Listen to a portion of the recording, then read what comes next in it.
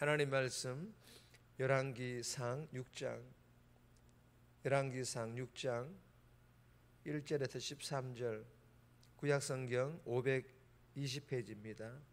520페이지 열왕기상 6장 1절에서 13절. 우리 합독은 6장 1절 2절 그리고 7절 한 절 읽고 12절 13절 이렇게 읽도록 하겠습니다. 6장 1절 2절입니다. 1절 이스라엘 자손이 애굽 땅에서 나온 지 480년이요 솔로몬이 이스라엘 왕이 된 지 4년 12월 곧 둘째 달에 솔로몬이 여호와를 위하여 성전 건축하기를 시작하였더라. 솔로몬 왕이 여호와를 위하여 건축한 성전은 길이가 60규빗이요 너비가 29규빗이요 높이가 30규빗이며 7절입니다.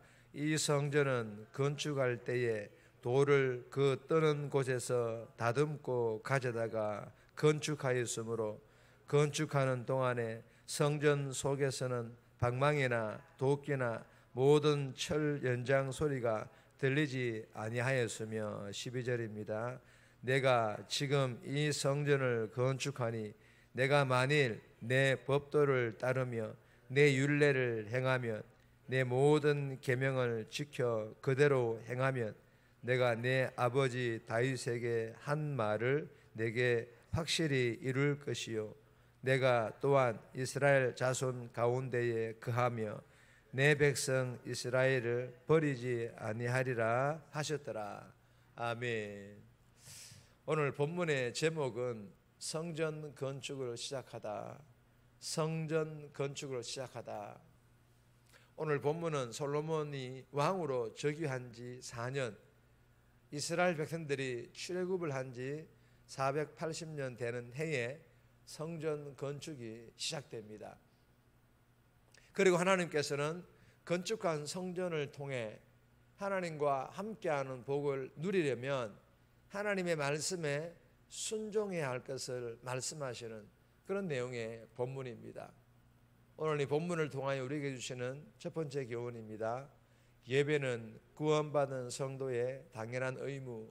예배는 구원받은 성도의 당연한 의무. 구원받은 성도라면 하나님을 예배하는 것은 자연스러운 것, 당연한 의무다. 그런 교훈입니다.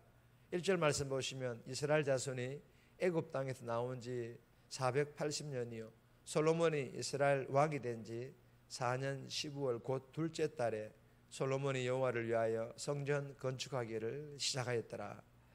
여러분 오늘 1절에 보시면 성전 건축하기를 시작하였더라. 여러분 이 성전 건축의 목적은 제사입니다. 즉 예배 드리기 위해서입니다. 하나님께 제사 드리기 위해 하나님께 예배 드리기 위한 목적이 이 성전 건축을 하는 목적이라는 것입니다. 여러분 하나님께서 죄인인 우리를 죄에서 구원하여 하나님의 자녀 삼으신 이유는 여러 가지가 있습니다.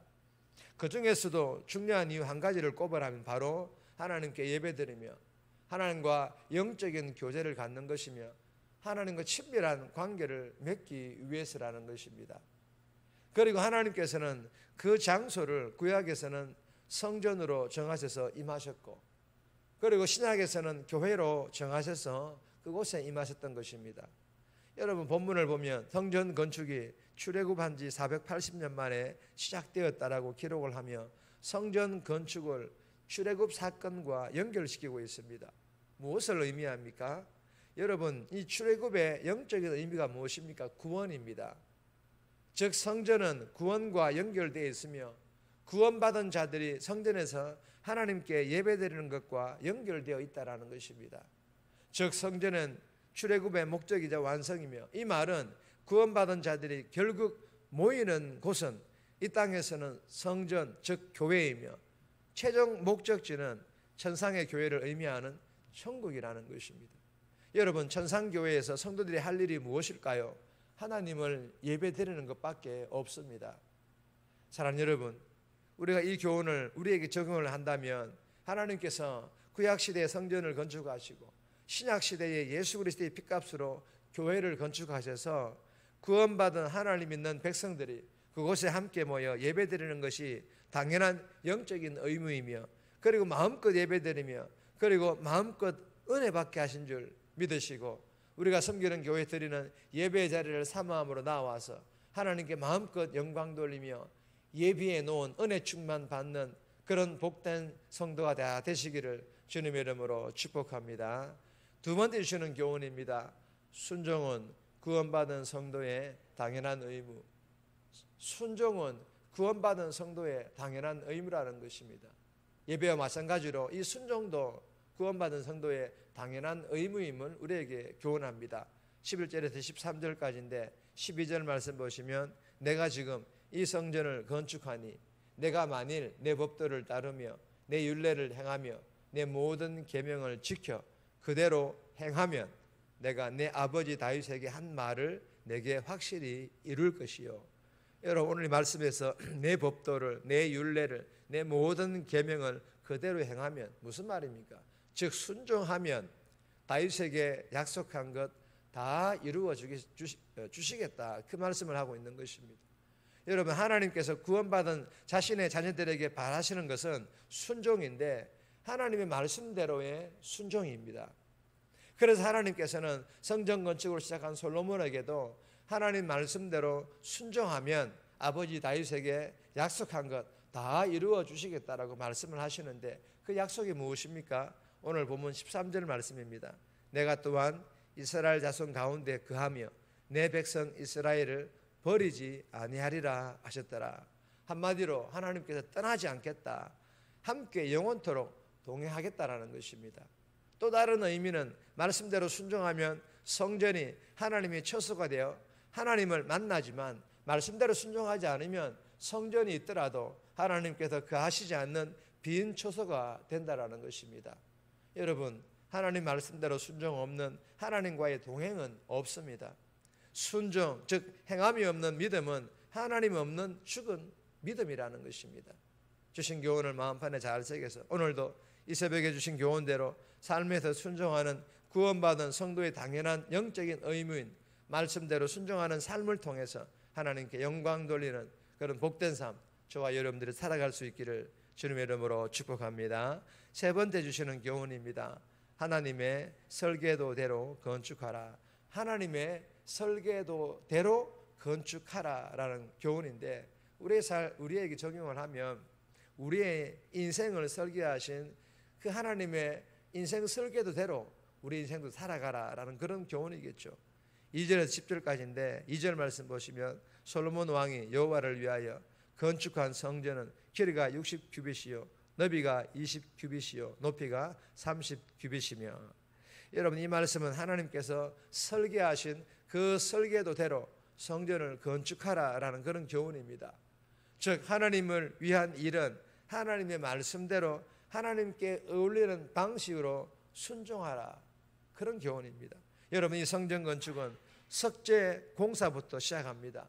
그런데 돌을 성전 건축하는 현장에서 깨거나 다듬지 않고 채석장에서 치수에 맞게 미리 다듬은 후에 그렇게 가져와서 성전 건축하는 현장에서는 조립만 했습니다. 이는 성전 건축 현장에서는 망치나 전과 같은 쇠로 만든 어떤 연장 소리도 내지 않기 위해서입니다. 이유는 출애굽기 20장 25절, 신명기 27장 5절 6절에 보시면 돌 제단을 쌓을 때 정으로 쫓거나 쇠 연장을 대지 말라라고 말씀하고 있기 때문입니다. 이 말씀대로 지키기 위해서였습니다. 이 방법이 하나님께서 원하시는 방법이기 때문입니다.